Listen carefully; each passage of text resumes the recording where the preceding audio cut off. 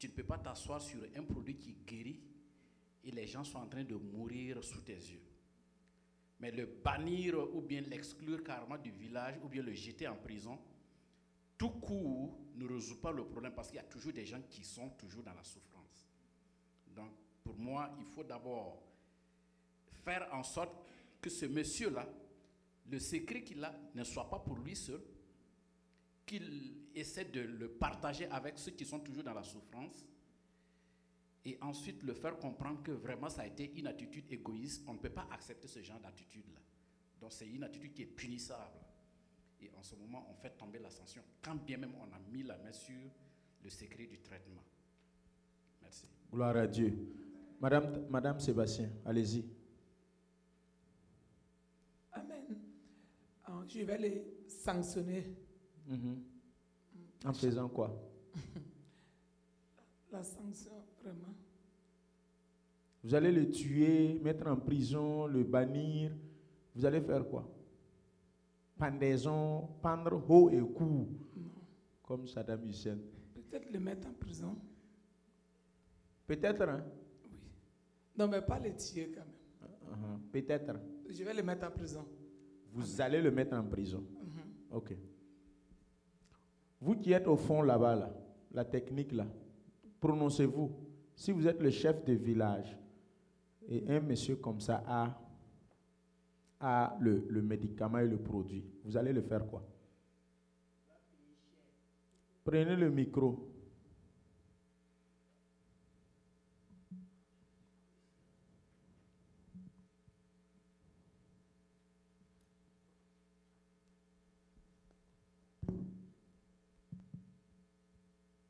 Il va payer des impôts, et puis il va payer de l'argent, et puis il va payer ce qu'il vient de faire là, puis je vais le mettre en prison. Et puis je vais le chercher aussi du village. Tu vas le chasser aussi du village. Suivant, merci. Si c'était moi, je vais lui laisser montrer comment utiliser le remède et après je vais le tuer. Ah ouais, merci là-bas. Suivant. Madame, allez-y. Tu n'as pas suivi la question. J'ai dit, tu as ton village, tu es le chef de village.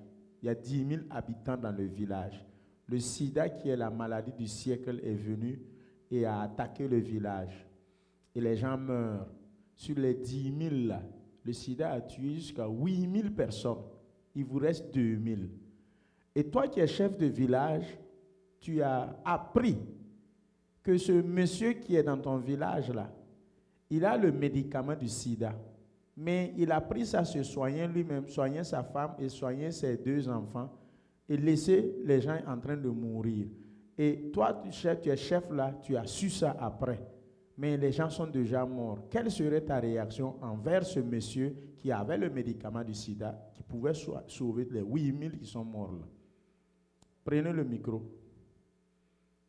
C'est toi le chef du village, c'est toi qui as le pouvoir de décider. Tu peux tuer, tu peux emprisonner, tu peux faire tout ce que tu veux de lui.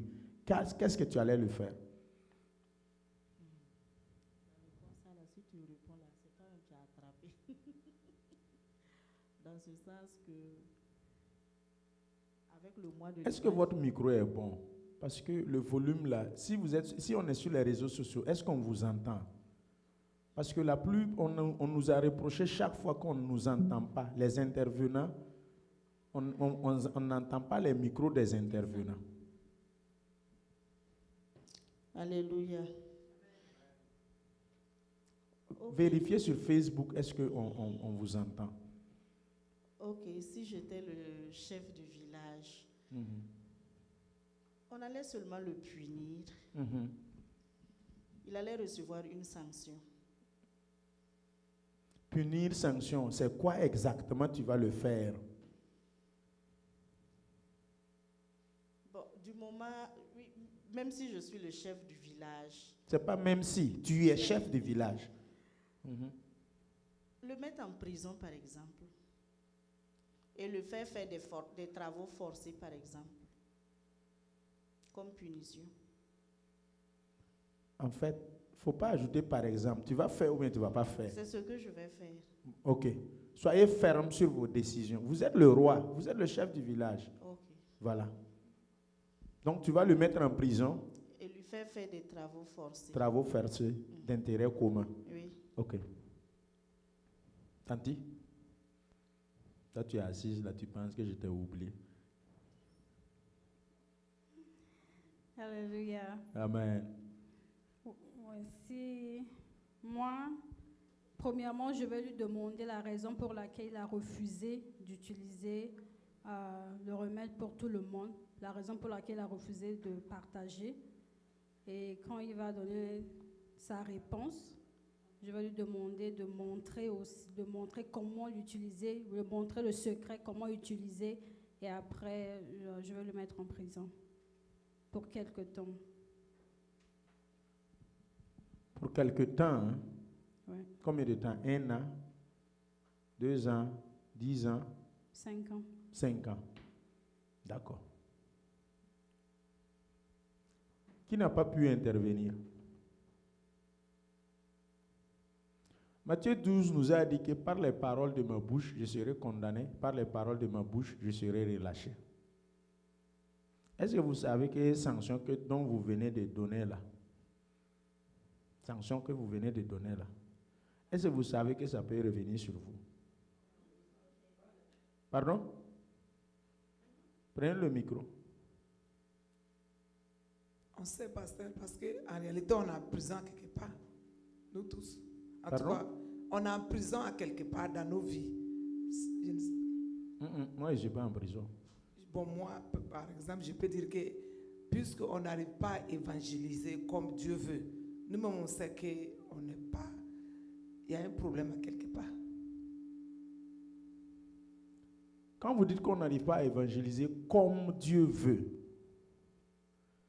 est-ce qu'il y a un type d'évangélisation imposé par Dieu? Il dit que évangéliser comme ça, comme ça, comme ça, comme ça, et puis ça va être exactement mon évangélisation parfaite. Est-ce qu'il y en a? Je dirais non, il n'y en a pas. Bon, tu ne peux pas dire que tu le fais à 100%. Sinon, en réalité, on évangélise. On évangélise. Moi, personnellement, je fais de mon mieux. Mais je me dis que ce n'est pas arrivé. Je peux faire mieux. Amen. Amen. Chacun n'a qu'à parler pour lui. C'est pour cela que je donne la parole à tout le monde. Vous voyez? Chacun n'a qu'à parler pour lui. La parole de Dieu nous a dit, vous, je vous ai donné une puissance pour être mes témoins, pour parler de moi, pour aller dire à quelqu'un de Jésus. Donc tu as le médicament du sida de cette personne. Tu as le médicament de la perte de sang de cette personne. Tu as le médicament de l'égarement de cette personne. Tu as la solution pour la vie éternelle de ce monsieur entre tes mains dans ta bouche. Maintenant, tu ne le fais pas. Tu ne le fais pas. Et je vous demande, si vous êtes le chef de village, ici dans ce cas d'espèce qui est Dieu. Notre Dieu, il est le chef suprême de tous les villages. Il est le chef suprême de nous tous. Maintenant, il nous a commis. Nous sommes des agents commis, des commis de l'état divin. Et nous avons pour mission d'aller faire des disciples. Matthieu 20. Aidez-moi avec le verset populaire là. Matthieu 20, 19. Allez par toutes les nations, faites de toutes les nations, allez de par tout le monde, faites de toutes les nations mes disciples. Il y a Marc 16 aussi à partir du verset 14-15. Celui qui croira sera sauvé, baptisé. Celui qui ne croira pas sera condamné. Voici les 2 versets phares. Maintenant, j'ai reçu ce pouvoir, plus Acte 1:8. J'ai pris le médicament et la solution, je me suis assis dessus. Donc, je vous ai posé la question. Si vous étiez Dieu, c'est pour ça, comme je ne voulais pas dire Dieu et puis vous allez bien parler là, c'est pour cela que j'ai dit chef de village.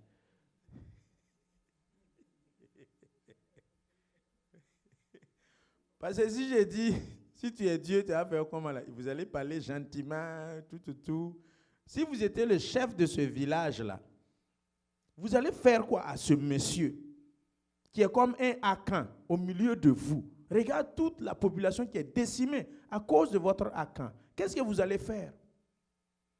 Non, je vais le bannir, je vais le condamner, je vais le mettre en prison, je vais le quoi, tout ça là. Est-ce que quand tu n'as pas donné le médicament là, Dieu t'a banni, Dieu t'a mis en prison, Dieu t'a fait payer cher, Dieu t'a tant. Toi, tu avais dit quoi? Tu avais fait quoi? Tu as demandé la raison pour laquelle. Et puis quoi? Je vais le mettre en prison. Voilà. Donc, quand tu as su la raison, tu l'enfermes après. Voici, le frère Bakionon a donné une réponse que je pense qui est l'adéquate. Et puis, Ézéchiel. Dans cette situation,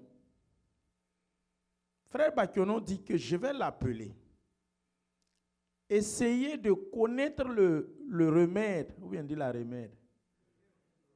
On dit le remède. Je veux connaître la solution, le remède. Et une fois que j'ai pu connaître ça, je pourrais utiliser ça pour soigner les autres. Si tu le bannis avec sa connaissance, il est parti. Tu n'as pas su la solution. Si tu l'enfermes en prison, jusqu'à vie, lui il a dit à vie. Toi tu as dit combien? 5 ans. Tu l'as enfermé avec sa connaissance. Il ne va pas connaître. Donc la réponse de M. Bakionon, c'est ça que Dieu est en train de faire avec nous. Oui. Dieu est en train de t'utiliser, de m'utiliser. Toi qui as le médicament et la solution, tu ne veux pas là. Dieu est en train de te soudoyer, de te caresser, jusqu'à quand tu vas montrer ça. En ce moment, tu ne le montres pas volontairement. Tu le montres maintenant de façon contraignante par le chef du village. Après, Bakionon a dit que la sanction viendra. Sa réponse, je la trouve vraiment une très bonne réponse.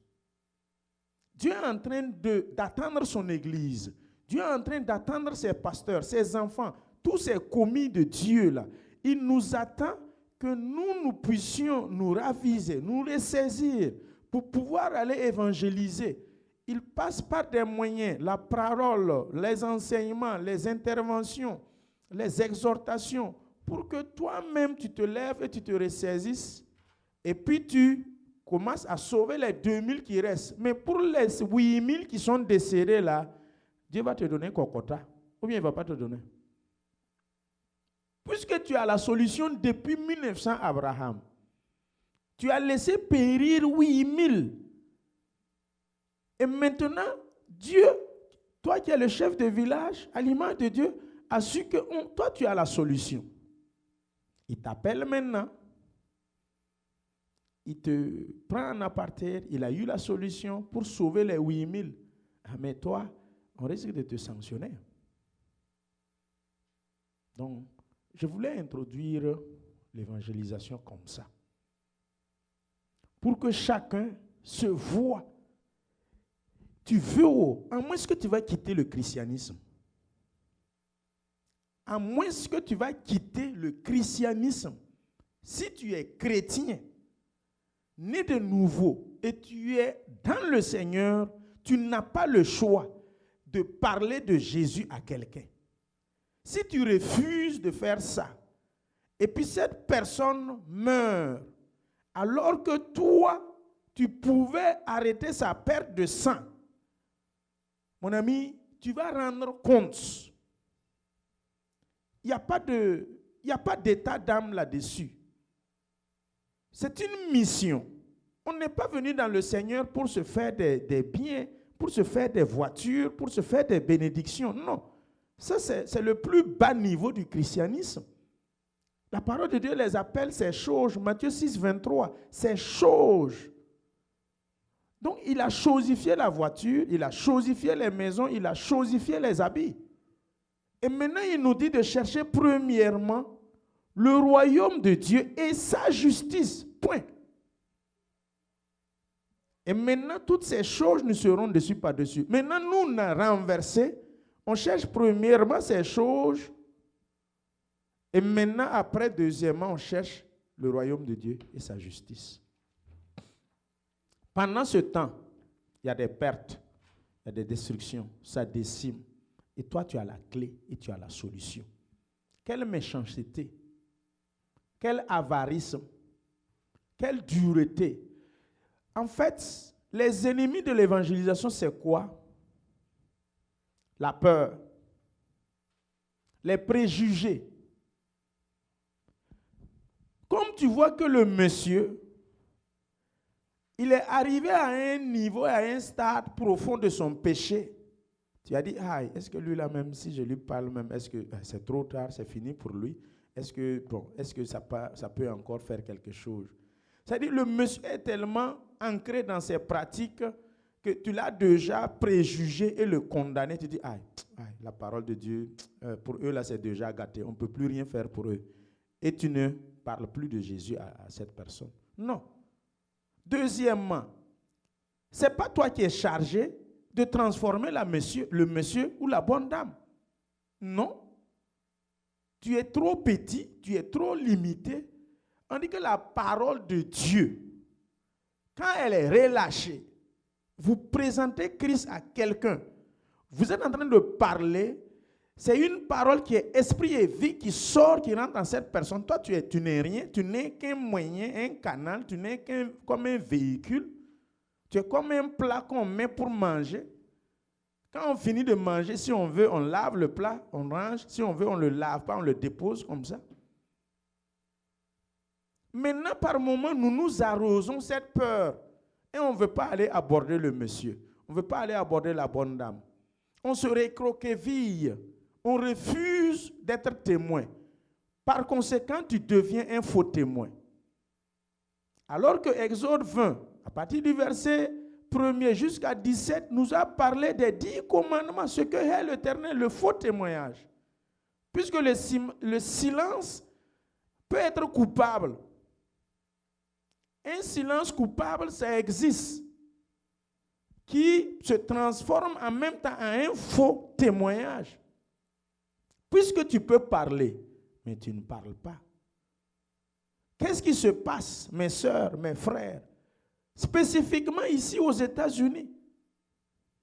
Non, comme c'est un blanc, non, comme c'est une blanche, non, comme c'est un spanish, non, comme c'est un tant, non, il ne va pas m'écouter. Non.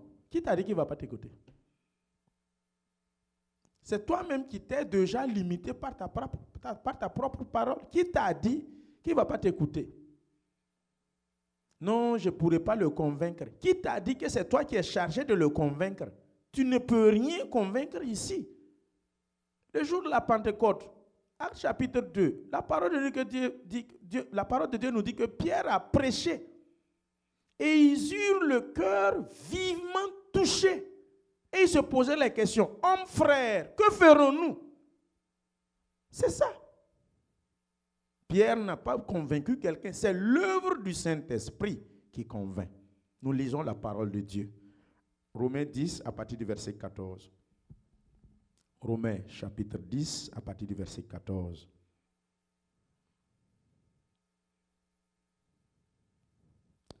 Romains chapitre 10 à partir du verset 14.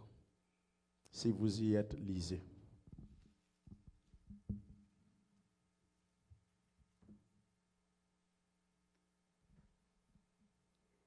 Romains chapitre 10, verset 14. Comment donc invoqueront-ils celui en qui ils n'ont pas cru?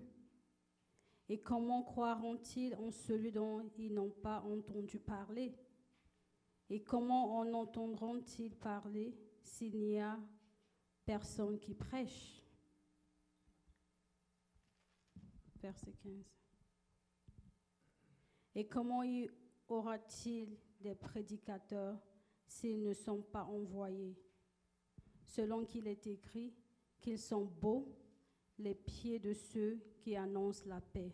Alléluia. Amen. Gloire à Dieu. Amen. L'évangile veut dire quoi? Le gospel veut dire quoi? La bonne nouvelle. Quand on dit l'évangile, la bonne nouvelle. La bonne nouvelle de quoi? De Jésus-Christ, la vie éternelle, de la nouvelle naissance. C'est ça le gospel, c'est ça l'évangélisation. Paul demande aux Romains, et je vous demande aussi, que toi aussi tu puisses te poser cette question. Comment donc invoqueront-ils celui en qui ils n'ont pas cru? C'est quasiment impossible. La foi, ça marche à partir de ta croyance. Tu crois en et tu l'invoques. Si tu ne crois pas que ma sœur Belvia ou Rosine peut t'aider à résoudre ce problème ou telle situation, tu ne vas pas recourir à elle. Ça part à partir de « je crois que Belvia peut m'aider ». Je crois que tel frère peut m'aider. C'est à partir de là, je l'invoque Belvia. L'invoquer veut dire quoi? Je la sollicite. Je fais recours à elle. Maintenant, on me dit, comment invoqueront-ils, feront-ils recours à Jésus-Christ s'ils n'ont même pas cru en Jésus? S'ils n'ont même pas cru que Jésus peut les guérir, Jésus peut les sauver, Jésus peut leur donner la vie éternelle. Tout part de là. Vous savez très bien que ce que tu crois, c'est ça qui devient. Ah oui. Quand on parle d'idolâtrie, même cette bouteille pot de fleurs là, ou soit ce micro là, tu peux le transformer en idole. Oui, même tes chaussures, même tes cheveux, même ton habit, il n'y a rien que tu ne peux pas transformer en idole.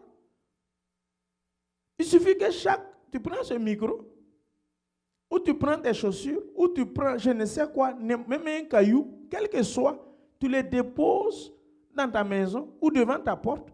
Avant de dormir, tu parles avec le caillou, tu l'invoques, tu crois que le caillou peut te protéger avant que tu dormes. Le matin, tu te réveilles, tu pries sur le caillou, tu le parles, tu crois en lui que le caillou peut te protéger, tu vas aller et puis revenir. Tu l'as répété 1 fois, 2 fois, 3 fois, 4 fois, 5 fois. Tu veux ou tu ne veux pas, il y a un esprit démoniaque qui va venir rentrer dans ce caillou. Donc, comment ils vont invoquer en Jésus s'ils n'ont pas cru en Jésus? Donc, si tu as cru en ce nom de Jésus, tous les atouts qui y sont vont te bénéficier, vont t'aider. Ce n'est pas possible. On ne peut pas forcer les païens à les accuser, à les condamner, si nous ne les avons pas présenté Christ. Si nous ne les avons pas dit que Jésus-Christ guérit. Acte 4.12, ou non, Acte 12.4. Jésus-Christ, c'est le nom qui nous a été donné. Dans les cieux et sur la terre, il n'y a aucun autre nom qui nous a été donné par lequel nous pouvons être sauvés, si ce n'est pas le nom de Jésus. Je suis le chemin, la vérité et la vie. Nul ne peut aller au Père si ce n'est pas par Jésus. Tu ne dis pas, le bon monsieur, il est là avec toi, ton collègue de service, vos rapports se limitent au milieu professionnel. Après ça, c'est fini. De toute façon, tu ne veux même pas le faire savoir que tu es chrétien. Tu ne parles pas de Jésus. C'est difficile, très difficile de savoir et de pouvoir croire en quelqu'un. Si on n'est pas convaincu que Rosine peut m'aider, si je ne crois pas qu'elle peut m'aider, je ne vais pas recourir à Rosine. Si Rosine peut me faire entrer dans la maison, à la Maison Blanche, je vais aller à la Maison Blanche. On me dit que Rosine peut m'aider à rentrer à la Maison Blanche. Pourquoi je vais laisser Rosine et puis aller voir M. Bakiono? Je vais aller vers Rosine. Mon objectif, c'est la Maison Blanche. L'objectif, c'est la vie éternelle. On te dit que Jésus, c'est elle qui donne, Jésus donne la vie éternelle. Mais il faut dire aux gens que Jésus donne la vie éternelle. Fais-leur comprendre qu'il y a une seconde vie après la mort sur cette terre. Mais on ne veut même pas les faire comprendre. On a peur. on est un peu bizarre, non, timide, non, bon, j'ai honte, ah, on va me ridiculiser. Jésus dit que celui qui veut me suivre, qui n'a qu'à se renoncer à lui-même. La renonciation est une partie intégrante pour l'évangélisation. Il faut que je renonce mon orgueil, je renonce ma réputation, je renonce mon titre, je renonce tout ce qui est ma réputation et je puisse aller dehors. La plupart du temps, je ne comprends pas, hein, le chrétien est bizarre. Une fois qu'il est élevé, ministre, petit titre de ministre là, il ne veut plus aller évangéliser. Alors que quand il n'était pas ministre, il évangélisait. Je ne comprends pas. Depuis qu'il est devenu PDG, depuis qu'il est devenu directeur, depuis qu'il est devenu chef de service, non, le monsieur, il est dans ses airs. Non, mon titre là, en tant que ministre, si, être dans les lieux publics en train d'évangéliser, ils sont complexés bizarrement. Et paf, au bout de 5 ans, on l'enlève. Bon, on va voir s'il va aller répartir, évangéliser ou pas. Frère, la deuxième question se pose.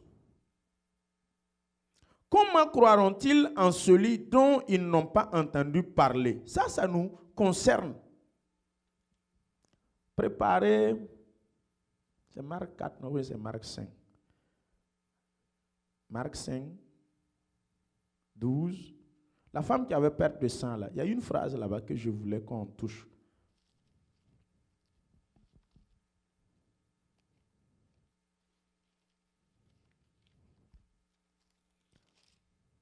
La deuxième question te concerne toi et moi.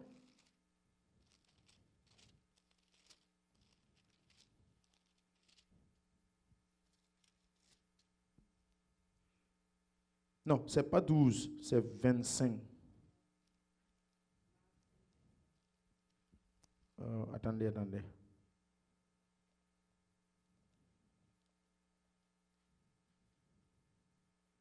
27. Voilà, l'histoire commence au 25, mais je veux la première phrase du verset 27. Marc 5, 27. Et revenons à notre Romains 10, 14. Là. Il y a une série de questions là-bas qu'il faut répondre. Allez-y, madame. Ayant entendu parler de Jésus. Point. C'est bon. Maintenant, je pose, n'enlevez pas le verset. Comment croiront-ils en quelqu'un, en celui dont ils n'ont pas entendu parler d'eux? Une femme qui a souffert combien de temps? 12 années de perte de sang. C'est sûr que les Belvia étaient sa voisine, les Rosines étaient là, c'était même des collègues de service. Ça fait 12 ans qu'elle a perte de sang, mais on ne lui parle pas que il y a Jésus qui peut la guérir de sa perte de sang. Le verset dit quoi? Ayant entendu parler d'eux. Ça veut dire que la femme qui avait la perte de sang, si quelqu'un comme toi et moi n'avait pas parlé, elle est foutue, sa perte de sang n'allait jamais s'arrêter. Elle a entendu parler. Donc tout ce beau monde-là veut entendre parler. Mais toi, tu ne parles pas. Toi, tu parles là si ce n'est pas pour te plaindre parce que non, on t'a servi, mais le plat là, c'est à moitié. Il faut majorer. Regarde comment on m'a servi. C'est là-bas que tu parles. Je me rappelle à l'université, quand on part, on te sert, tu regardes le plat, tu dis majorer. Il faut ajouter. Le temps passe vite. Hein. Vous ne parlez pas. Vous ne parlez pas de Jésus à quelqu'un. Ayant entendu parler de Jésus. Elle vient où? Dans la foule. Donc quand on entend parler, on prend des actions. Ensuite, où est mon Romain là?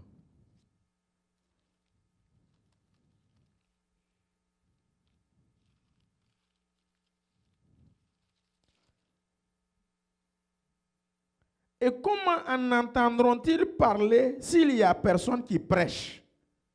Tout ça, ça nous concerne. Hein? Toutes ces questions-là, nous sommes tous responsables de cette question. Et nous devrions répondre.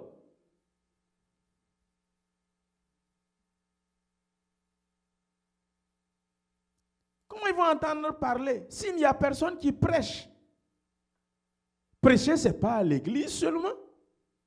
Non. Prêcher, ce n'est pas avec un pupitre, avec un micro, avec un interprète à côté et une foule en face. Non. Prêcher peut être toi et puis ton collègue de service à deux. Pas plus ni moins, sans témoin. C'est vous deux. Tu lui prêches la parole. Tu l'évangélises. Tu lui parles de Jésus. Après, si tu arrives à la maison, ton mari te demande, madame, comment a été ta journée? Oui, aujourd'hui, en tout cas, le Seigneur m'a aidé, j'ai fait ça, j'ai fait ça. Et à un moment donné, j'ai prêché la parole. Oui, tu as prêché la parole. Si ton mari ne comprend pas, tu as été à l'église, non? Non, ce n'est pas à l'église seulement qu'on prêche la parole. J'ai prêché la parole à mon frère, à ma soeur. Où? Au shopping center. Où? Au travail. Est-ce que nous parlons même de Jésus aux gens? On n'a qu'à être honnête. On n'a qu'à être sincère, hein? Honnête là, de janvier au 31 décembre. Est-ce qu'on parle de Jésus aux gens? On ne parle pas de Jésus aux gens. Si celui qui a trop parlé de Jésus aux gens là, ça ne dépasse même pas 2 phrases. Et généralement, même quand on parle de Jésus aux gens, c'est quelqu'un qui est malade, qui a des difficultés, et puis tu as entendu, et tu lui dis, et si tu partais pour qu'on prie pour toi? Non, il y a un prieur ici, il y a un pasteur ici, il faut aller. Et puis, si on parlait de Jésus là, ça s'arrête là-bas. Frère, sœur, on n'a qu'à revoir notre comportement. On n'a qu'à revoir notre langue là. Au lieu de l'utiliser pour parler au hasard, des futilités qui ne bâtissent et qui ne construisent personne. Utilisons notre langue pour parler de Jésus à quelqu'un. Vous qui êtes musulmans dans la salle là, et vos parents ne sont pas encore convertis là, est-ce que vous savez que vous avez une lourde responsabilité? Madame pasteur, tu es assise là. Tu as une lourde responsabilité. Aïcha, tu es assise là. Tu as une lourde responsabilité. Qui est musulman encore? Ou qui est quoi encore? Vous avez des lourdes responsabilités pour le salut de vos petits frères, de vos petites sœurs, de vos cousins, de vos cousines, de votre maman, de votre papa. Vous avez une lourde responsabilité. Il ne faut pas prendre Jésus et puis non, dans ma famille, je suis la seule chrétienne. Et puis elle est fière de ça. Non, dans ma famille, c'est moi seul seulement qui connais le Seigneur. Et puis son évangélisation, ça s'arrête là-bas seulement. Non.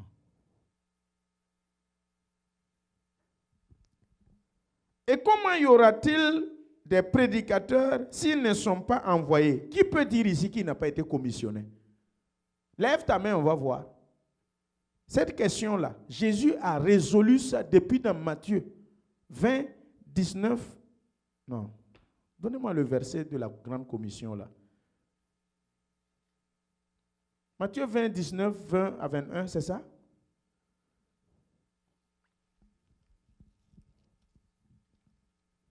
Non, ce n'est pas 20. Hein.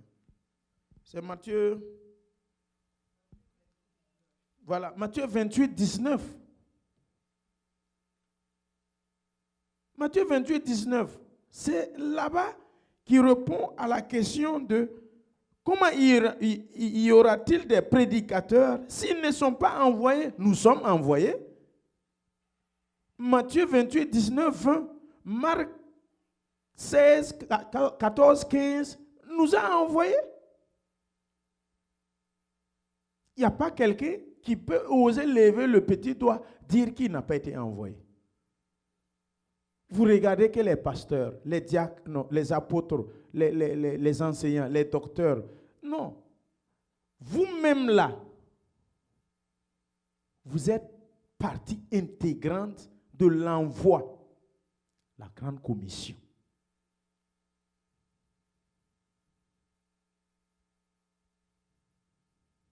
Peuple de Dieu. Il dit, s'ils ne sont pas, non, selon qu'il est écrit, qu'ils sont beaux les pieds de ceux qui annoncent la paix, de ceux qui annoncent de bonnes nouvelles. Bon, toi là-haut, toi, quand tu veux ouvrir ta bouche pour parler là, j'ai vu que tu as fait un accident. J'ai vu que ton oncle est décédé. J'ai vu qu'il y a une souris ou il y a un truc qui te poursuit. Non, j'ai vu que tu es malade. Non, j'ai vu que toi, comme ça, là, si tu es dans cette église, tu as dit ça une fois, deux fois, trois fois. Ce n'est que mauvaise nouvelle, négativité, mauvaise nouvelle. Si je t'ai attrapé comme ça, tu vas comprendre.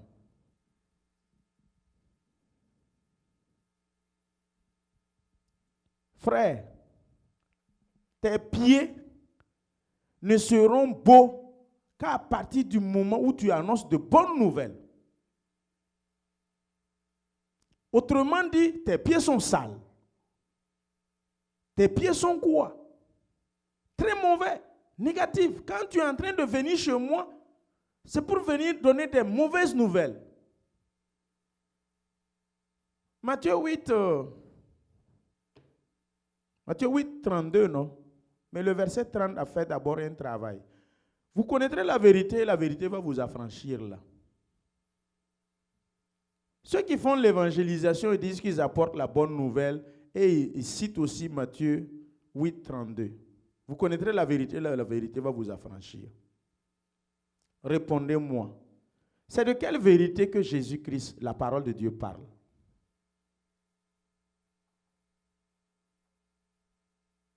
Quand vous citez le verset biblique, Jean 8, 32, vous connaîtrez la vérité et la vérité va vous affranchir. Là.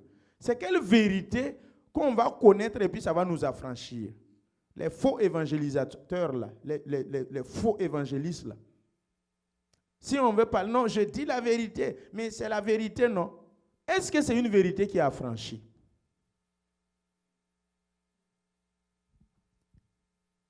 Revenez sur le verset 30 d'abord, de Jean 8 toujours.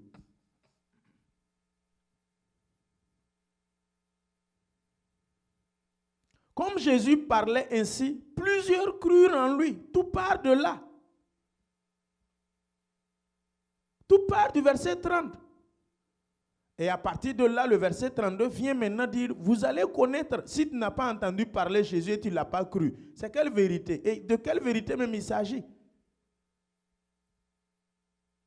Jean nous a dit que je suis le chemin, la vérité et la vie. C'est ici, il dit, vous connaîtrez, enlevez la vérité, vous connaîtrez Jésus-Christ et Jésus-Christ vous affranchira. C'est tout. Et comment on connaît Jésus-Christ? C'est quand on croit à sa parole. C'est là que vous connaîtrez. Les gens citent ce verset de façon extrapolée, en l'envers, on l'interprète comme on veut. Vous connaîtrez la vérité. Non, j'ai su la vérité. Je ne savais pas que depuis là tu me trompais. Maintenant j'ai su la vérité. Ma voisine est venue me raconter la vérité. La Bible a dit que vous connaîtrez la vérité va vous affranchir. Ça t'a affranchi, ton foyer va se casser. Tu as connu la vérité là. Ça va casser ton foyer. Ce n'est pas un affranchissement. On dit vous connaîtrez Jésus-Christ. Enlevez la vérité. Vous connaîtrez Jésus-Christ et Jésus-Christ vous affranchira, vous délivrera, vous sauvera votre âme de la fosse à la vie éternelle. C'est de cette connaissance, c'est de Jésus-Christ qu'on parle.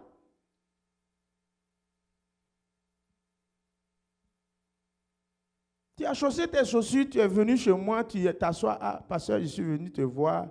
Vraiment, comme la Bible a dit, faut dire la vérité.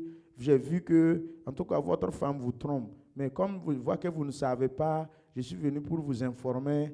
Ah, en tout cas, bon, je ne sais pas, mais comme vous êtes fort en esprit, je sais que vous pouvez gérer cette vérité. Donc, comme c'est la vérité. Et voilà. Ça, c'est une vérité. Est-ce qu'elle m'a libéré? Est-ce qu'elle m'a affranchi? Est-ce qu'elle m'a donné quoi?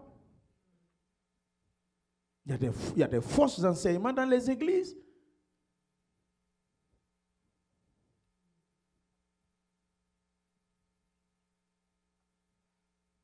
Alléluia.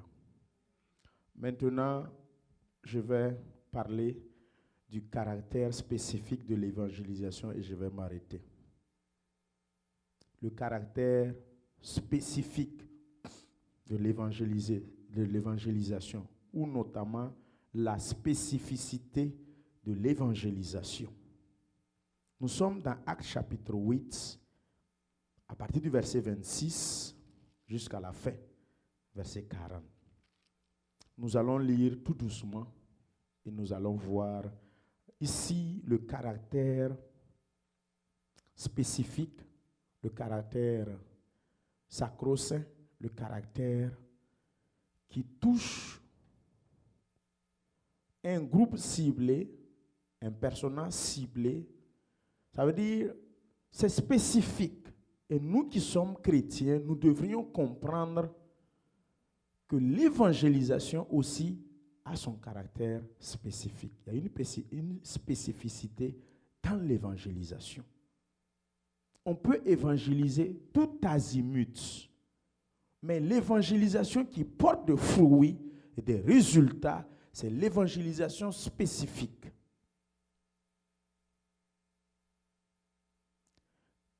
Allez-y, projetez. Actes chapitre 8, à partir du verset 26.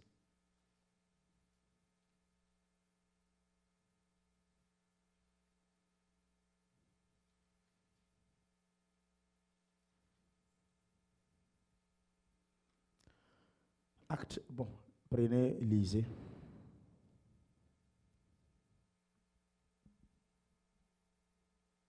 Actes, chapitre 8, verset 26. Un ange du Seigneur s'adressant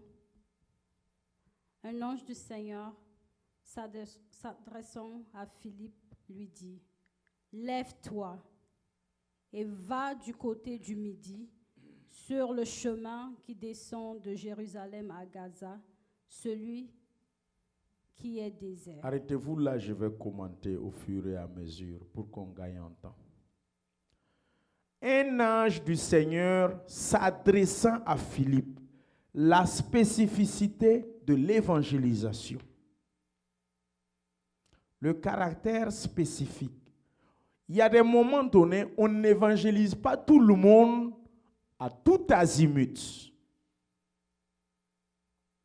Il y a des moments où même l'Esprit de Dieu ne veut pas que tu ailles là-bas évangéliser un tel.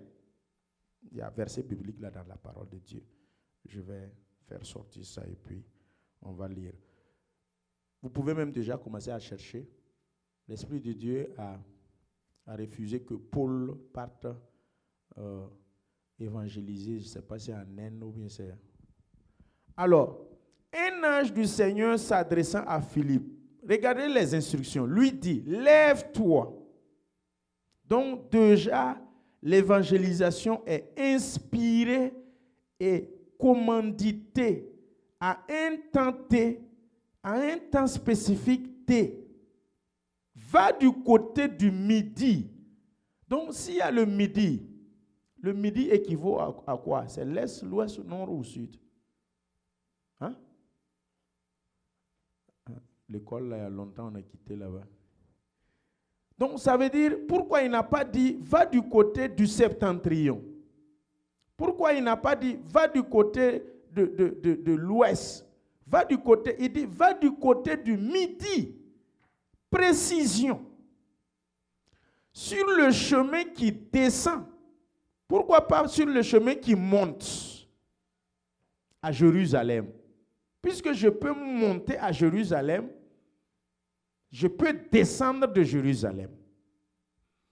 Sur le chemin qui descend de Jérusalem à Gaza, ça veut dire sur le chemin qui descend de Silver Spring à Cherry Hill. C'est des spécificités qu'on donne à Philippe.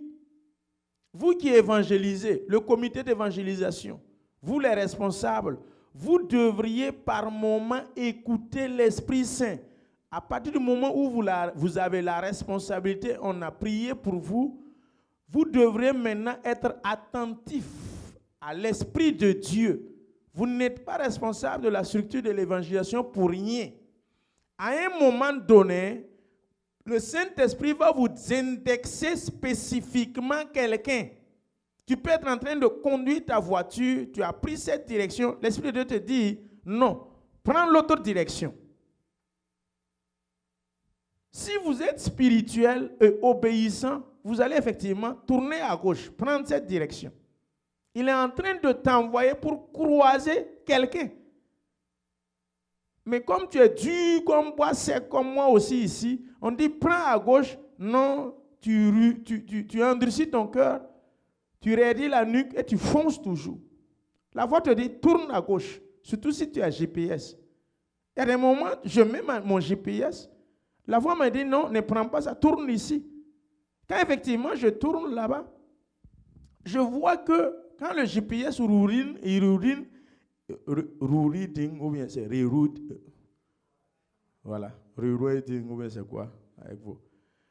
Je vois maintenant que ce tronçon plus loin, il y a un accident dedans. Peut-être que l'accident allait être moi. Soit à mon retour, si je prends la voie, je vois qu'il y a un accident qui est dedans. Et l'Esprit de Dieu veut m'éviter de cet accident où j'allais être impliqué. Il me dit, tourne à gauche. Mais moi, je suis mon GPS. Saint-Esprit, toi, tu es qui? Le Saint-Esprit est ton meilleur GPS. Il y a des moments où tu as besoin réellement de lui. Il dit, celui qui est désert. Vous voyez la spécificité et les indications. Verset 27.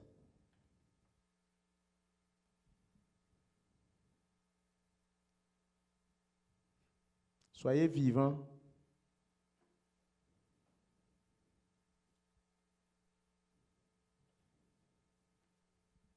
Verset 27. Il se leva et partit. Et voici un Éthiopien, un eunuque, ministre de Candace, reine d'Éthiopie.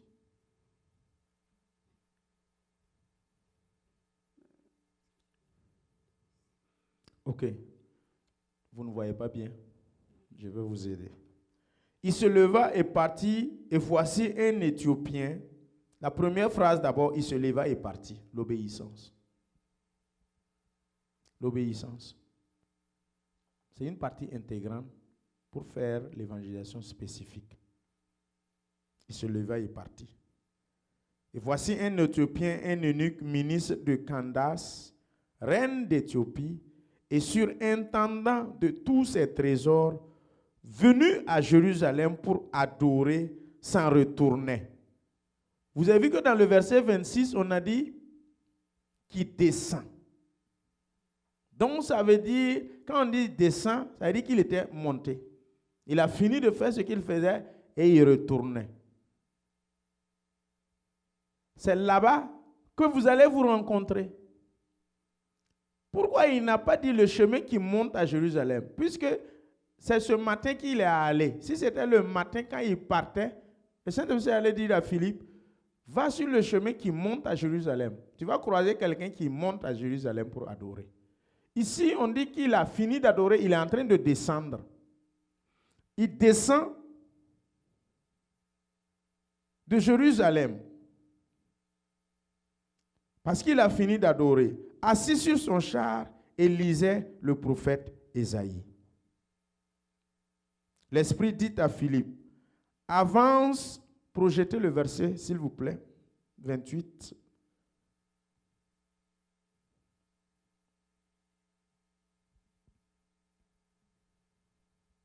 Allez-y au verset 29 maintenant. Oui. L'Esprit dit à Philippe, avance et approche-toi de ce char. Point. Qu'est-ce que vous voyez ici encore comme spécificité? Peuple de Dieu, quelle spécificité vous voyez ici? Celui qui a vu vite prend le micro et puis dit. Avance et approche. Avance et approche. Ça, c'est une spécificité. N'enlevez pas le verset, s'il vous plaît. L'Esprit te dit, spécificité. Gloire à Dieu. Ce char, la spécificité est venue dire ce char. Donc, ça veut dire que si on veut bien comprendre, il y avait d'autres chars. Il y avait d'autres personnes. Il n'était pas le seul à aller prier et qui retournait. Donc maintenant, l'Esprit de Dieu veut que tu évangélises spécifiquement l'eunuque qui est ministre de l'économie et des finances de la reine éthiopienne Candace. C'est pour cela, nous qui sommes enfants de Dieu, nous devrions tout faire pour être spirituels, ne serait-ce que dans la journée, même si c'est 3 heures ou 10 heures, et puis, ou bien 5 heures selon ta capacité. Et maintenant, le reste, là, tu te débrouilles avec ta chair. Ne serait-ce que pour entendre un temps soit peu le Saint-Esprit. Approche-toi de ce char. C'est spécifique. L'évangélisation a un caractère spécifique. Il y a des moments où tu marches, suivez-moi bien, tu sens fortement dans ton cœur que l'Esprit de Dieu veut que tu parles à telle personne. Quand c'est comme ça, s'il vous plaît, obéissez, c'est spécifique. Ça veut dire que le Seigneur a déjà préparé le ministre, il a déjà préparé l'eunuque, il a déjà préparé le terrain. L'évangélisation pour le choix des sites, pour aller évangéliser. Il faut que vous priez que le Saint-Esprit vous donne les sites, vous donne les lieux. Ce dimanche-ci, il veut que tu ailles ici. Le dimanche prochain, tu te lèves, il te dit, répare là-bas. Tu dis, non, je suis allé là-bas hier. Non, dimanche prochain, on a fait là-bas hier, mais on n'a pas encore fait ici. On va aller ici. Vrai ou faux? La spécificité, ce n'est pas parce que tu es allé là-bas hier que le Saint-Esprit ne peut pas te renvoyer là-bas aujourd'hui. Tu pars là-bas hier, tu évangélises. Demain encore, tu te lèves avec ton programme d'évangélisation. Le Saint-Esprit te dit, tu es assis, oh, je vais aller où? Oh, il y a Wheaton Mall, il y a Silver Spring Mall. Oh, il y a longtemps, on n'est pas encore allé à Red Apple, à Langley Park. On va aller à Langley Park. L'Esprit de Dieu te dit, oh, tu es allé à Aldi hier. L'Esprit de Dieu te dit, répare à Aldi. Oh, non, hier, Aldi là, on a fait là-bas hier, non? On va aller à Langley Park. On n'est pas encore allé à allez-y à Langley Park. Alors qu'il y a une voix qui te parle, va à Aldi, de White Oak. Toi, tu utilises ton hier que tu as été là-bas, ton programme, ça veut dire que tu as déjà fait un programme et tu veux suivre scrupuleusement ton programme. Programme de site rotatif. L'affaire de Dieu, là, c'est complexe, mais ce n'est pas compliqué. Tu pars là-bas à Aldi encore aujourd'hui. Net, tu es arrivé, il y a un eunuque d'Éthiopie qui est arrêté là-bas, qui avait besoin de toi. Et c'est spécifique, tu l'as croisé. Après demain encore, tu te lèves pour aller prêcher. L'Esprit de Dieu te dit encore, répare à Aldi. C'est là même, il y aura palabre, là. Il y aura guerre. Tu ne vas même pas écouter le Saint-Esprit. Non, toujours c'est Aldi, toujours c'est Aldi, toujours. Non, surtout quand on veut sortir en équipe là. Non, pasteur, on est déjà allé là-bas. On est allé là-bas plusieurs fois. Ici là, on n'est pas encore allé.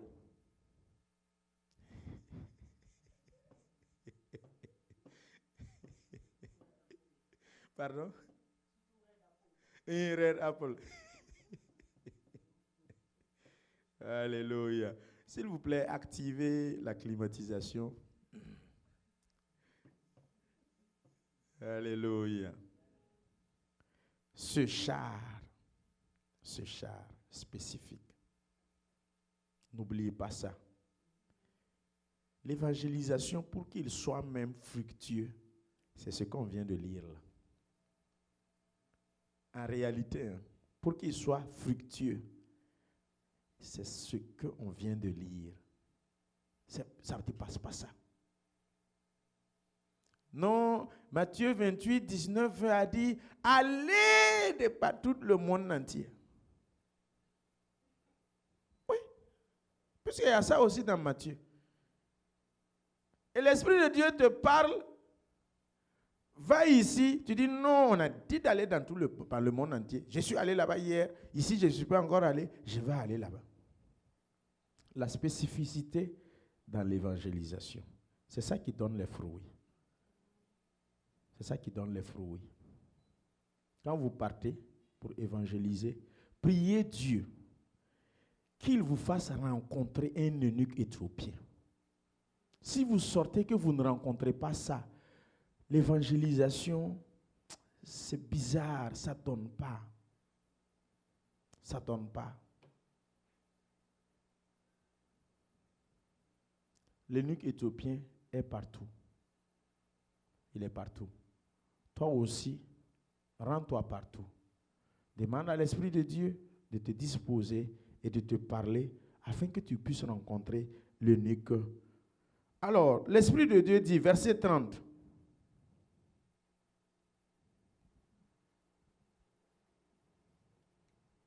Verset 30.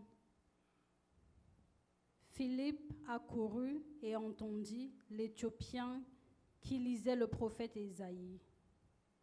Il lui dit, comprends-tu ce que tu lis? Verset 31. Il répondit, comment le pourrais-je? Vous là, concentrez-vous. Hein. Comment le pourrais-je si quelqu'un ne me guide?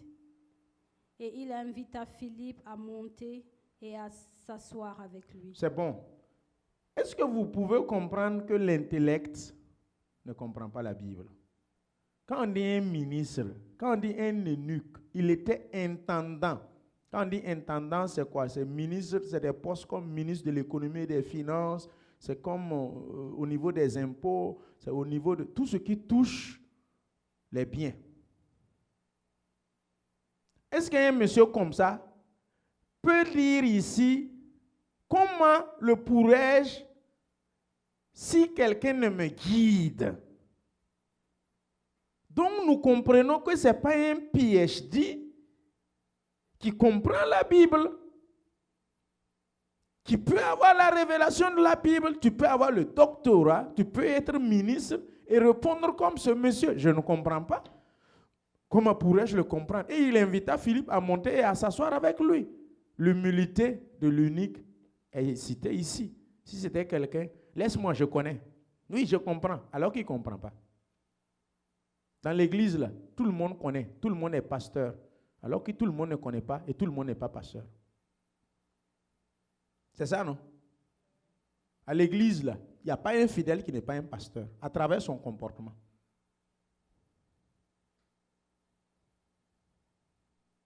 L'intendant a montré quoi? L'humilité. Comment je vais pouvoir comprendre si on ne me l'explique? Et non, il n'a pas dit expliquer, guider. Guide là. Qui guide dans l'église? C'est le pasteur? C'est le diacre? C'est le Saint-Esprit qui guide, qui conduit. Comment je vais faire si... Il n'a pas dit expliquer. Hein? Lisez bien, il n'a pas dit expliquer ou montrer. Il a dit, si quelqu'un ne me guide, est-ce qu'il est aveugle? C'est un aveugle qu'on guide. Oui, il est aveugle.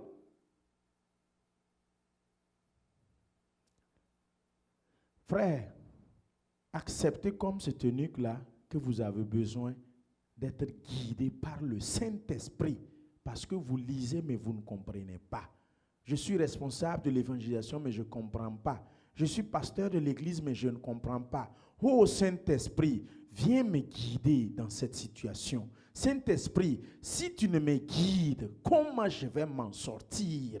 Saint-Esprit, je veux aller, je suis disposé, mais je veux que tu me guides. Je n'ai pas de guide. Saint-Esprit, guide-moi, conduis-moi, prends ma main et conduis-moi. Il invita Philippe. Donc, il faut dire, en vraie et à bonne méditation de la Bible, il invita le Saint-Esprit à entrer en lui et à s'asseoir en lui. C'est ce que le verset veut dire. Il invita Philippe à monter et à s'asseoir avec lui. Ce qui veut dire, en bonne méditation de la Bible, il invita le Saint-Esprit. Il appela le Saint-Esprit, viens en moi, rentre en moi, assieds-toi en moi, siège en moi. La spécificité. Donc, quand vous évangélisez spécifiquement quelqu'un, sachez qu'en ce moment, ce n'est plus vous.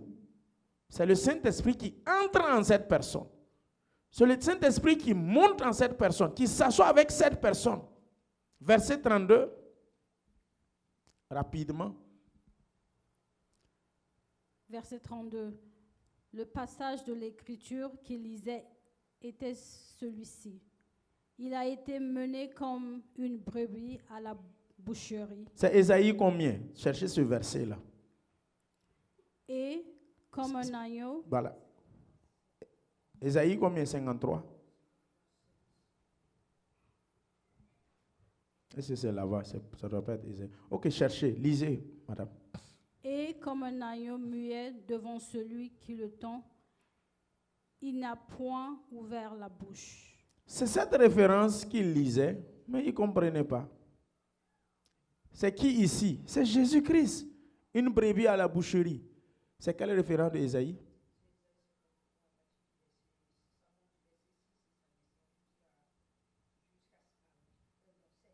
Voilà. Donc, c'est cette référence d'Ésaïe 53 qu'il lisait. Mais il ne comprenait pas.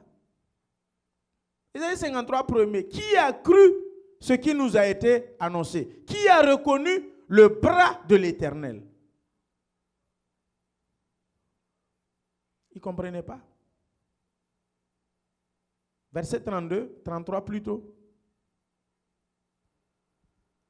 Dans son humiliation, son jugement a été levé, et sa postérité qui la dépendra. Lisez bien. Dépendra, car sa vie a été retranchée de la terre. Alléluia. Amen. 34. L'eunuque dit à Philippe, je te prie, de qui le prophète partit ainsi? Un intellectuel, hein? Un ministre des Finances. Est-ce de lui-même ou de quelqu'un autre?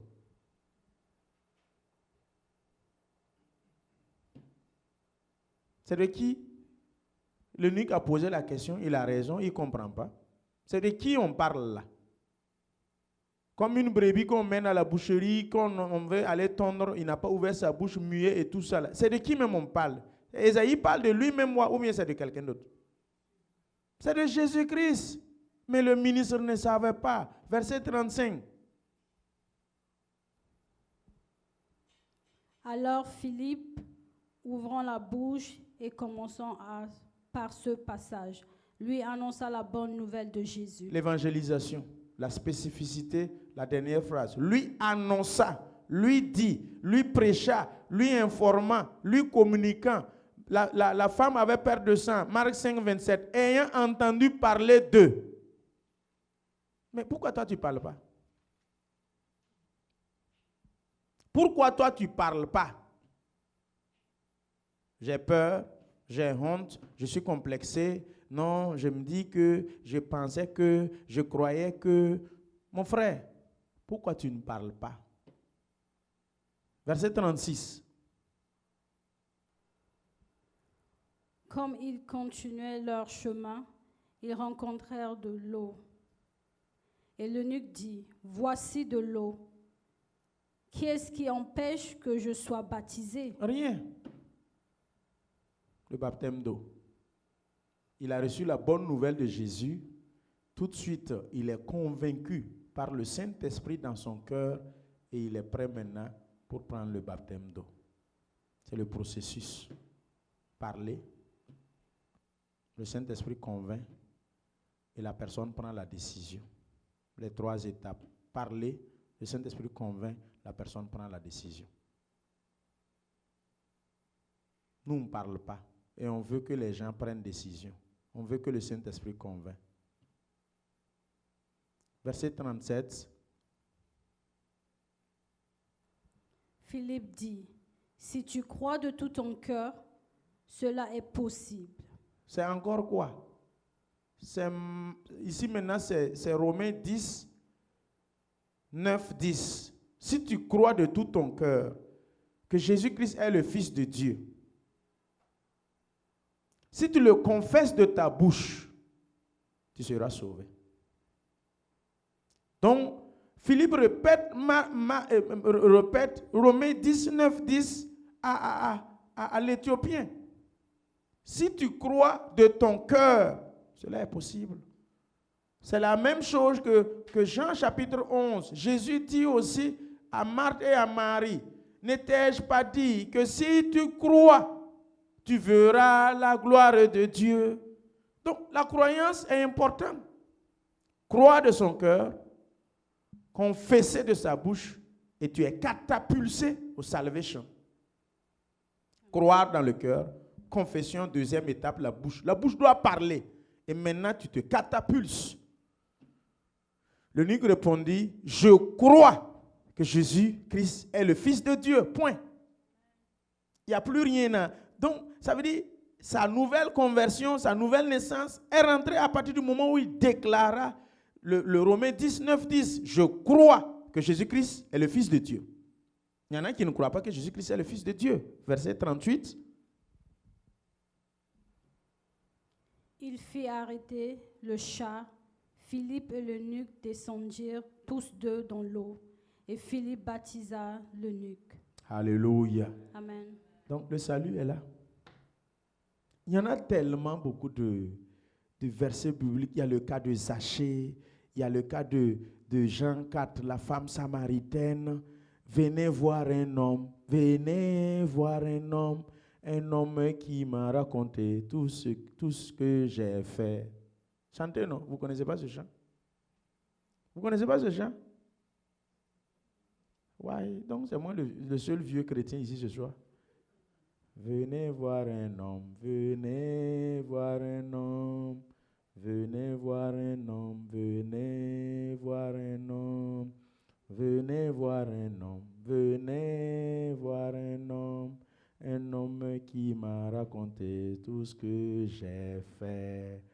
Ne serait-ce pas le Christ? Venez voir un homme, ne serait-ce... Dieudonné, toi tu as entendu ce chant-là. Si tu n'as pas entendu ce chant-là, c'est que ce n'est pas clair. Le cas de la femme samaritaine est allée dans la ville et appelée. Jean chapitre 4. Et ils ont conversé. Versets 23-24. Le thème de notre année surpassée. L'heure vient où elle est déjà là. Les vrais adorateurs adoreront le Père en esprit et en vérité. Car c'est là les vrais adorateurs que le Père recherche. Les Samaritains sont venus. La femme, elle n'a pas été... Donc ça, c'est tellement des messages à parler. Quand vous sortez pour évangéliser, prenez le cas de la femme samaritaine. Vous évangélisez 30 minutes sur ça, c'est bon. Vous prenez le cas de la femme perte de sang. Vous évangélisez 30 minutes, celui qui a le mégaphone, c'est bon. Vous prenez Acte 12, 4.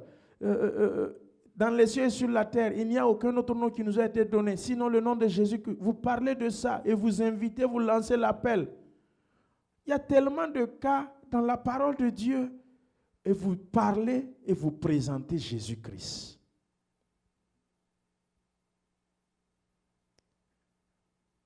Ils l'ont baptisé. Un ministre, on l'a plongé dans l'eau. Quelle humilité. Je disais tantôt à l'introduction, dès qu'il devient ministre, il ne veut même plus parler de Jésus. Il a honte à cause de son titre. C'est pour cela que je dis que le titre tue. Si tu n'es pas mature, le titre te tue. Et puis on t'enterre. Si tu n'es pas mature, ton onction te tue. Et puis on t'enterre. Tous ceux qui n'ont pas eu de père spirituel comme les Samson là, l'onction va vous prendre rapidement. Si vous avez eu père spirituel comme Samuel dans le temple, coaché par Élie pendant longtemps, ça va marcher. Verset 39. Verset 39. Quand il fut sorti de l'eau, l'Esprit du Seigneur enleva Philippe et l'eunuque ne le vit plus. Tandis que, joyeux, il poursuivait sa route. Voici ici ce que l'Esprit de Dieu est capable de faire. Il y a ce qu'on appelle l'extase. Il y a ce qu'on appelle l'enlèvement. Ézéchiel 37. L'Esprit de Dieu fut sur moi. Il me transporta dans une vallée aux ossements desséchés. Ça, c'était l'extase. Physiquement, tu es toujours déposé. Mais ton esprit est transporté dans une vallée aux ossements desséchés. Mais ici, ce n'est pas une extase. Ça veut dire, physiquement, là, l'Esprit de Dieu a soulevé, a enlevé Philippe. Ça veut dire, physiquement, l'eunuque, l'Éthiopien ne le voit plus même. Si c'était nous autres, là, on allait avoir peur. On dit que l'eunuque ne le vit plus. Tandis que, joyeux, il poursuivait sa route. C'est-à-dire, il poursuivait quoi? Sa foi, sa confession. Si vous lisez ça en français, vous n'avez pas la révélation, vous allez penser qu'il poursuit sa route pour aller chez lui à domicile. C'est ce que vous allez comprendre, oui ou non. Alors que non. Si vous méditez la Bible et vous lisez ça, vous comprenez qu'il continue sa route pour aller chez lui à la maison. Vous avez bien fait du début et vers le 39, tu as échoué. Il poursuivit son christianisme, sa foi. Il n'a plus relâché. Il poursuivit sa croyance, son chemin qui mène à la vie. Il l'a eu. Verset 40. Philippe se trouva dans Azo, d'où il alla jusqu'à Césarée, en évangélisant toutes les villes par lesquelles il passait. Alléluia. Amen. Gloire à Dieu. Amen. Voici le verset, le chapitre de Acte 8, qui nous parle de la spécificité, du caractère spécifique de toute évangélisation. Vous avez trouvé le verset qui parle que Paul... Acte 16, 6. On n'évangélise pas au hasard. Pour que ça marche là, on évangélise de façon dirigée, pointée par le Saint-Esprit, indexée. Va parler à tel monsieur, va parler à telle dame. Ça marche. Ça veut dire qu'il a déjà préparé la dame et le monsieur, on t'envoie maintenant. Ramenez le verset 5 d'abord. Allez-y. Acte 16, verset 5. Les églises se fortifiaient dans la foi et augmentaient en nombre de jour en jour. Alléluia. Amen. Verset 6. Ayant été empêchés par le Saint-Esprit d'annoncer la parole dans l'Asie, ils traversèrent la Phrygie et le pays de Galatie. Alors, donc ça veut dire que le Saint-Esprit te... Tonton, où est cette tante? Ramenez mon verset 6, s'il vous plaît. Donc ça veut dire que le Saint-Esprit peut empêcher quelqu'un. C'est-à-dire, Paul partait à Asie là. Ce n'est pas pour aller manger du riz, il n'y avait pas de barbecue là-bas. Ce n'est pas qu'il partait à un mariage. Ce n'est pas qu'il partait dans une boîte de nuit et puis le Saint-Esprit a dit comme tu parles là-bas, c'est pour aller rentrer dans une boîte de nuit, je t'empêche. Non, il partait pour une mission noble de l'évangélisation. Vous savez, quand on est trop jeune, ça veut dire on fonce tête baissée. Quand j'étais en stage pratique, il y a des choses, comme m'a dit mon pasteur de formation, pasteur Kamassé, révérend Kamassé Sidbewende, il m'a dit certaines choses qu'en son temps, je ne comprenais pas. Mais maintenant, je comprends pourquoi il me disait de ne pas faire ça ou de faire ça. De ne pas aller ici ou d'aller ici. C'est avec le recul et avec la sagesse et l'expérience que j'acquiers au fur et à mesure que je comprends que le Saint-Esprit peut t'empêcher de ne même pas prêcher. Ah oui, le zèle là. C'est-à-dire, quand tu viens dans le christianisme, tu es zélé, tu penses que c'est toi qui vas convertir le monde entier, c'est toi qui veux tout le monde avec une baguette magique, tenir, tout le monde est converti en même temps, tout le monde est rempli du Saint-Esprit. Hey, il y a des moments même où c'est le Saint-Esprit qui t'empêche. Je ne savais pas que le Saint-Esprit peut empêcher quelqu'un de ne pas prêcher, de ne pas aller évangéliser. Pourquoi? Non, je suis spirituel. Non, le Saint-Esprit est avec moi. Ce même Saint-Esprit peut t'empêcher de ne pas aller. Par exemple, les programmes. Tu es pasteur, je suis assis, je suis pasteur. On m'invite dans une église d'aller prêcher. Avec mes émotions, mes 5 sens, l'euphorie, l'effet de foule, on m'a honoré. Ouais, merci pasteur pour l'honneur. Merci pour l'invitation. Alors que le Saint-Esprit ne veut pas que tu ailles là-bas dans l'église, malgré que c'est une église. C'est des chrétiens. Tu peux aller bâtir, nourrir la vie de quelqu'un, nourrir la foi. Comment le Saint-Esprit peut t'empêcher d'aller prêcher dans l'église? Ce n'est pas église. Ce qu'ils font là-bas, c'est quoi? Mais néanmoins, le Saint-Esprit t'empêche. On raconte l'histoire de ce grand pasteur décédé avec un crash d'avion. C'est un grand pasteur, j'ai oublié son nom, ici aux États-Unis. Pasteur quoi? Voilà, voici une collègue ancienne chrétienne ici.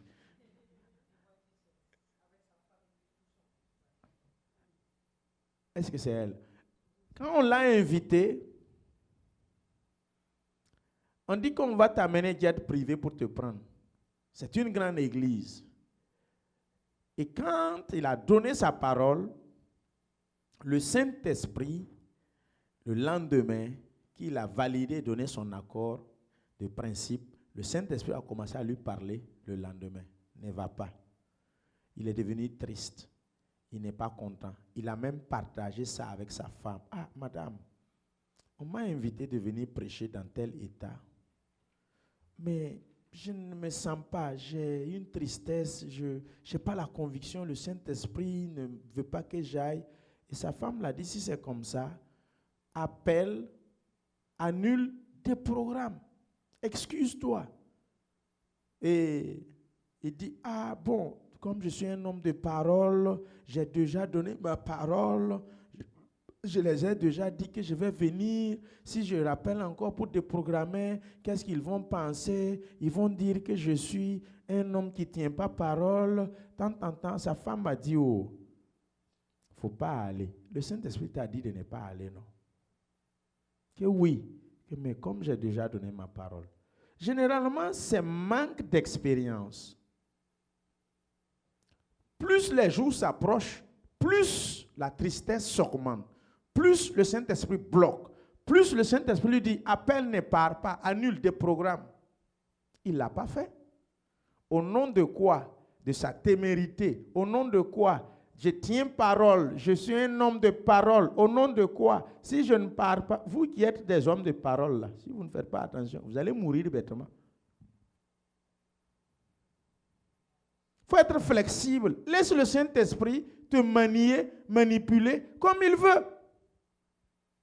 Genèse 22, on dit à Abraham, prends l'enfant, va égorger, va sacrifier. Il arrive à la montagne, prêt pour égorger.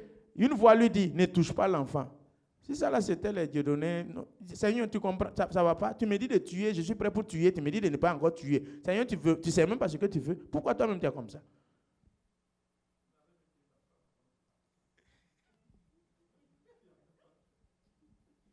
Tu allais même dire à ta femme avant de partir. Tu vois? Il faut être flexible. Toi, tu es quel genre de Dieu? C'est toi qui dis de tuer. J'ai fait les bois, j'ai tout, je vais tuer. Tu dis encore de ne pas tuer. Soyez flexible. Donc, un pasteur qu'on invite, il accepte. Le Saint-Esprit ne veut pas qu'il aille. Il a forcé. L'avion est venu le chercher. Ils ont décollé.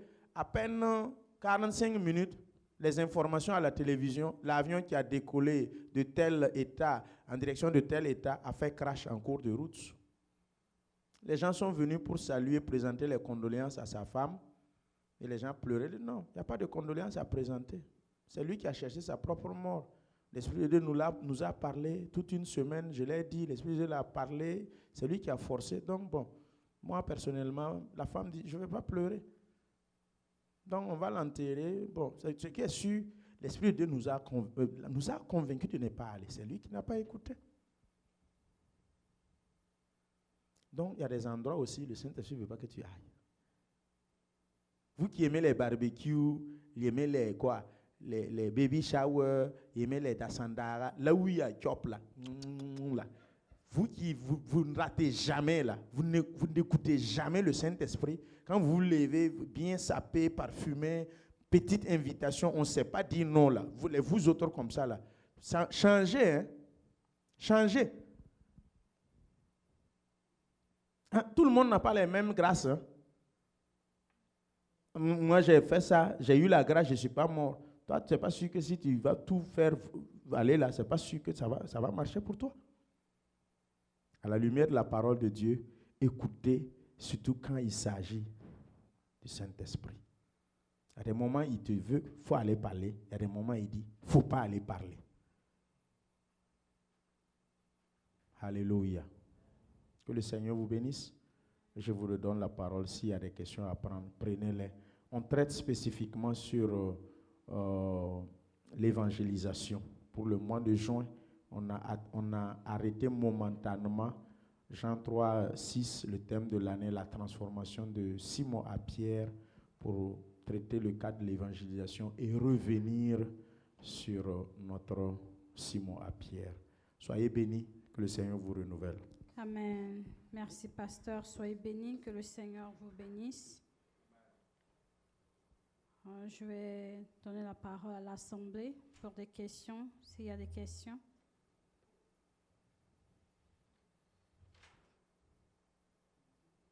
Moi, j'ai 2 questions. La première question, c'est quelle est la différence entre l'extase et l'enlèvement? Et la deuxième question, c'est pourquoi le Saint-Esprit empêche souvent, parfois les gens à ne pas prêcher? Pourquoi?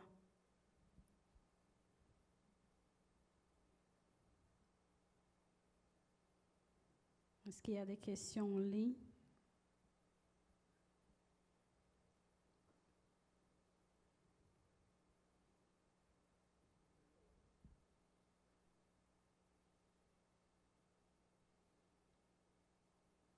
Dieu.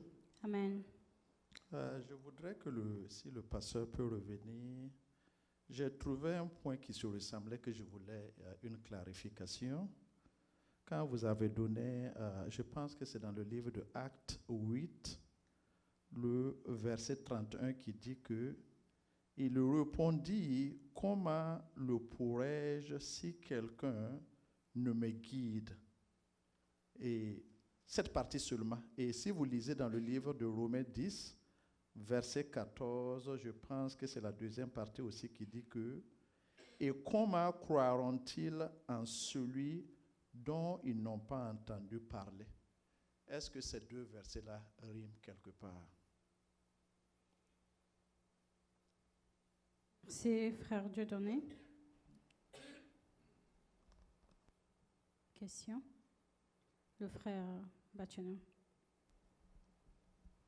La gloire à Dieu. Amen. Moi, ma question, c'était par rapport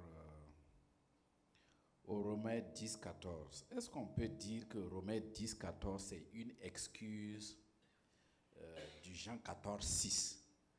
Le Jean 14, 6 qui stipule que voilà, il faut, Jésus dit que c'est par lui qu'on va accéder à Dieu, c'est lui le chemin, c'est lui la vérité.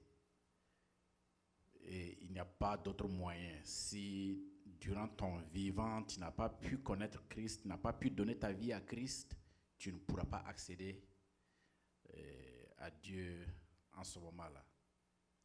Donc, est-ce qu'on peut utiliser le Romains 10, 14 comme une excuse pour éviter la sanction de n'avoir pas connu Christ?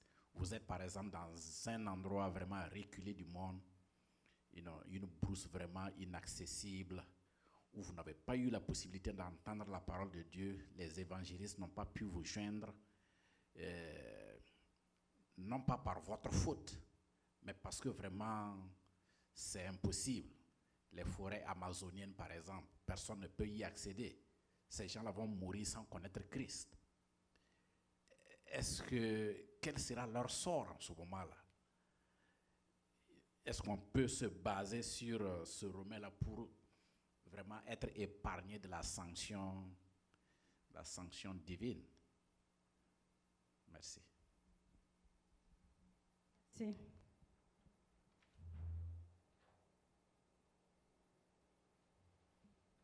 Question?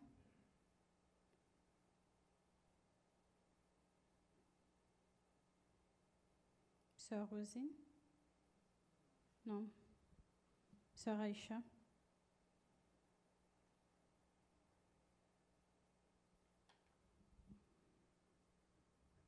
Donc les questions sont toutefois les bienvenues. Si vous avez des questions, vous pouvez aussi contacter la sœur Bénédicte, moi-même, la sœur Belvia, le frère Corée, la sœur Ève, la sœur Grâce. Et nous pouvons noter votre question et nous allons, par la grâce de Dieu, si le Seigneur tarde à venir, le mercredi prochain, nous allons être... Oui.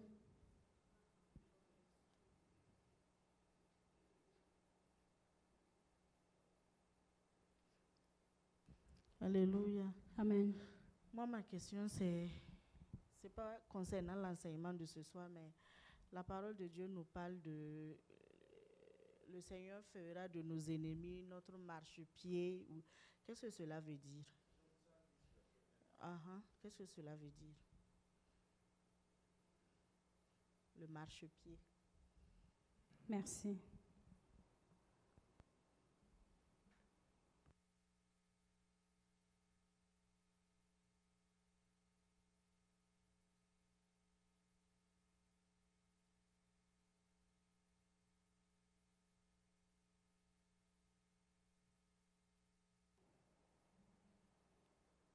S'il n'y a plus de questions, aujourd'hui on a 5 questions notées. Sentez-vous... Oui, le frère Dieudonné. Amen. Question. Le pasteur a mentionné quelque chose de très important, surtout pour les chrétiens, quand vous avez pris l'exemple du pasteur qui a eu le crash. Et souvent, on dit, la parole de Dieu nous dit que mon peuple périt par manque de connaissances. Et si vous prenez par exemple l'exemple du pasteur, le Saint-Esprit, Jésus, le Saint-Esprit parle d'une manière ou d'une autre, ça peut être par des songes, ça peut être l'exemple, une bonne nouvelle pour aller prêcher dans une grande église, et d'ailleurs c'est l'église de Dieu. Et subitement, le lendemain, il est triste. Il y a quelque chose qui ne va pas. Et nous, chrétiens, souvent, on pense que quand tu n'as pas la révélation, tu penses que c'est le Saint-Esprit même qui va venir en face à face même pour te dire que, écoute, ou mettre une barrière pour que tu ne dois pas faire ce que tu dois faire. Et selon vous, si vous pouvez revenir pour nous expliquer, parce que quand tu es chrétien et que tu acceptes Jésus comme ton sauveur, tu es né de nouveau, d'une manière ou d'une autre, le Saint-Esprit parle à travers, comme ce que vous avez donné l'exemple. Je me rappelle la dernière fois j'ai été invité, comme ce que nous, quand on dit oui là, on veut aller. Quand on donne ma parole. Et le jour où je ne me sentais pas, j'ai dit, écoute, je dois être, mais j'ai refusé d'y aller. Parce que quelque chose était en moi qui me disait que non, tu ne peux pas, il ne faut pas aller. Et ça appelait et on voulait ma présence. Et j'ai vu, et je résistais aussi, j'ai dit non, je ne peux pas aller parce qu'il y a quelque chose qui me retient. Et cette fois-ci, il faut savoir aussi dire non. Mais souvent, on pense que c'est ta propre voix même qui fait ça. Et quand vous avez donné l'exemple, on voit que peut-être qu'il y a quelque chose que le Saint-Esprit pouvait te prévenir. Parce que j'avais le choix d'y aller et le lendemain ne pas venir à l'église. Parce que je sais que si je partais, j'allais rester tard pour l'événement en question. Et j'ai dit non, il faut quand même que je sache quand même, parce que demain, c'est l'évangélisation. Et je dois être à l'église et je dois sortir. Et je ne peux pas rater ça. Au moins une fois venir, peut-être que je peux honorer, mais cette fois-ci. Et je voudrais que vous reveniez là-dessus, parce que souvent, beaucoup de chrétiens pensent que, tu entends, tu sais que l'Esprit de Dieu te parle, mais en réalité même, à ta propre connaissance ou bien l'intelligence que Dieu te donne, tu te bases là-dessus et tu juges, ou bien tu te bases là-dessus pour prendre une décision, mais ce que tu recevais venait même de l'Esprit. Merci.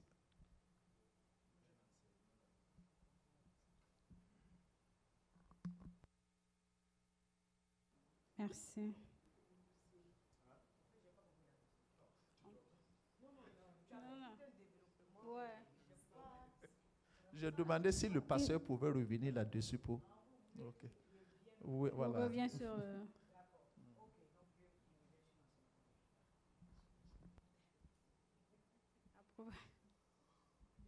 Alléluia. Oui. Amen. J'ai le micro. Je m'excuse. Ma question est ceci. Est-ce qu'il y a des gens, disons, est-ce qu'il y a dans la Bible qu'il y a des gens qui ne seront pas sauvés? C'est ça ma question. Est-ce qu'il y en a? Est-ce que tout le monde, Dieu a prévu que, je sais que Dieu a prévu que tout le monde soit sauvé, mais est-ce que dans la Bible, il y a une partie qui a dit que d'autres ne seront pas sauvés? Je demande ça pourquoi? Parce qu'il y a des gens, quand il est prêche, si tu les prêches la parole, façon qu'ils sont vraiment, tu ne sais même pas, souvent même tu cherches tous les moyens pour les parler, il n'y a pas moyen. C'est vraiment c'est par rapport à quand le pasteur parlait que nous qui avons les familles qui sont des musulmans, franchement, il y a des fois même, il faut voir vraiment le visage pour pouvoir parler. Souvent, tu cherches toutes les occasions pour parler. C'est vraiment dur, ce n'est pas facile. Vraiment, on prie pour ça. Chaque fois que moi-même je prie, je dis, Seigneur, aide-moi. Je prie pour ça, mais je vais parler. Souvent, même, ils se moquent de toi. Ils rient. De quoi tu parles? Fais ta chose, nous, on fait notre chose. Toi, là. C'est pas facile, mais c'est pourquoi je demande, est-ce qu'il y a des gens qui ne vont pas avoir le salut? Est-ce que c'est prévu dans la Bible? Amen. Amen. Oui, maman. Par à Dieu. Amen. Moi, ma question se trouve dans 1 Pierre 4. Je vais la poser et bon, je ne sais pas si elle est en droite ligne avec notre enseignement de ce soir, mais la question nous parle d'annoncer en tout cas l'évangile. 1 Pierre 4, 6.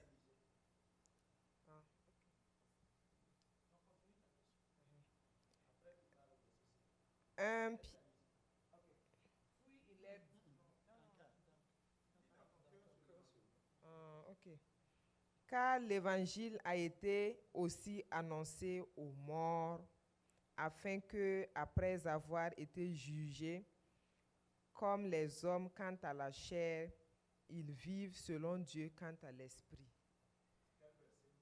1 Pierre 4, 6.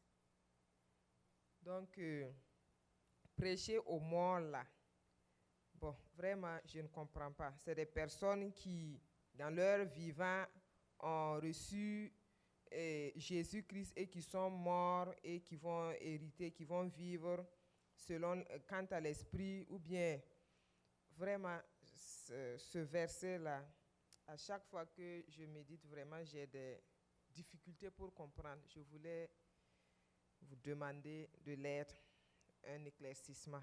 Merci. De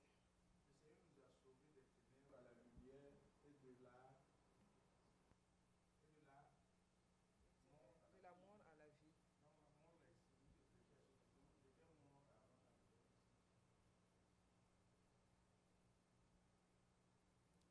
Ils étaient morts avant. Ah.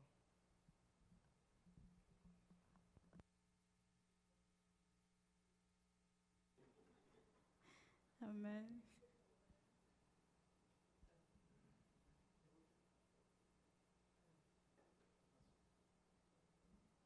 Y a-t-il une autre question? Romain nous dit, je n'avais pas droit de citer. J'étais un olive sauvage. Il m'a enlevé, allé hanter à l'arbre franc qui est Christ. Désormais, je quitte des ténèbres à la lumière, de la mort à la vie. Donc quand on m'envoie d'aller prêcher aux morts, ce n'est pas au cimetière. Non, c'est aux vivants, aux hommes animaux. Quand on parle aux évangélistes, là, c'est parce qu'on ne veut pas être barbare. Sinon, on évangélise aux morts. On évangélise à ceux qui sont dans les ténèbres. Mais il ne faut pas aller lui dire qu'il est dans les ténèbres. Vous allez vous bagarrer.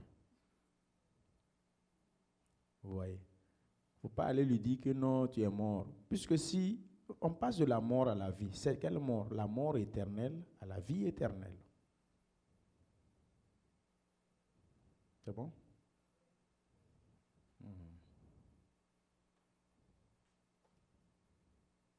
Quand on te dit lion là, que tu es lion là, tu es content, non? Hein? Quand on dit tu es lion, tu es content, non? Mais quand on dit tu es animal là, tu vas faire par là jusqu'à l'année prochaine. Je vous donne la parole. Amen. Merci, pasteur. Y a-t-il une autre question?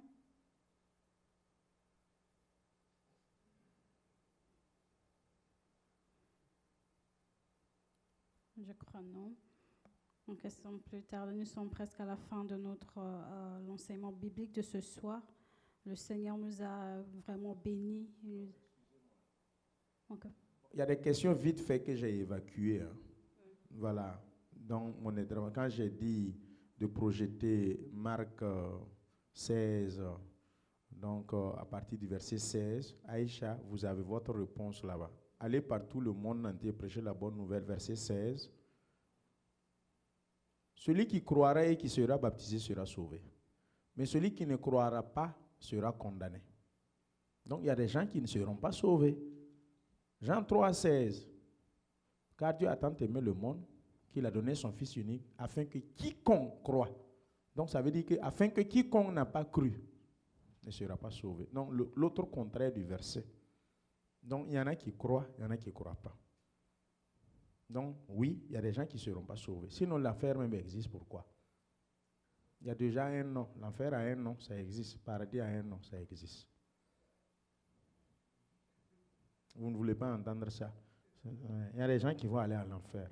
Peut-être même dans cette église-là même là. Peut-être il y a des gens même qui vont aller à l'enfer. Ouais. Ceux qui ont un pied dedans et un pied dehors. Ça veut dire il a fétiche, il a marmite, il a canari sous son lit là. C'est des amulettes et des quoi partout. Et puis il est assis à l'église là. Mais ce n'est pas une question de non, on refuse ça au nom de Jésus. Non. C'est vrai, ça existe. Si tu ne quittes pas l'idolâtrie, tu vas aller en enfer. Paul dit de travailler de plus en plus à notre salut. Les premiers seront les derniers seront les premiers. Tout ça, c'est dans la Bible. Arrière de moi, je ne vous ai jamais connu, ouvrier d'iniquité. Tout ça, c'est dans la parole de Dieu. Dans l'église, là, église grand E, ici, que dans l'autre église, telle église, il y en a qui sont assis là-bas, mais qui ne vont pas aller au paradis. Tu n'es pas chaud, tu n'es pas froid, je te vomirai. Tout ça là, c'est quoi? On vomit quelqu'un et puis il va aller au paradis. Alors, donc, on n'a qu'à se dire la vérité. On a dit qu'il y a le livret, il y a le blé. Ou dans le même champ, ou dans la même église. Laissez le livret croître avec le blé. Le jour de la moisson, on va les identifier, les recueillir, brûler au feu. Ce n'est pas l'enfer qui est là. Hein? Non, là où vous ne m'aimez pas, là, c'est ça là aussi. Je vous dis ça. C'est ici, c'est dans la parole de Dieu. Je vous donne la parole. Amen. Merci, pasteur. Ce soir, le Seigneur nous a encore parlé.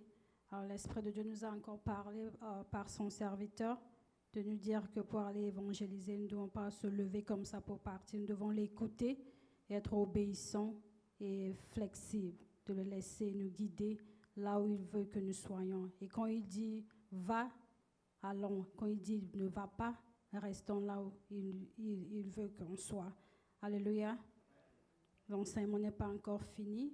Par la grâce de Dieu, si le Seigneur tarde à venir le mercredi prochain, le serviteur de Dieu va continuer encore sur cet enseignement pour nous éclaircir encore plus.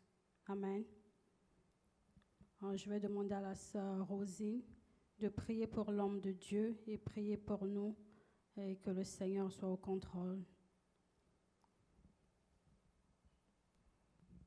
Amen. Seigneur, je veux encore te dire merci pour cet enseignement, Père éternel, mon Dieu, que tu as donné à ton serviteur afin qu'il puisse transmettre. Père éternel, je te bénis parce qu'il s'est mis à part afin d'écouter ta parole.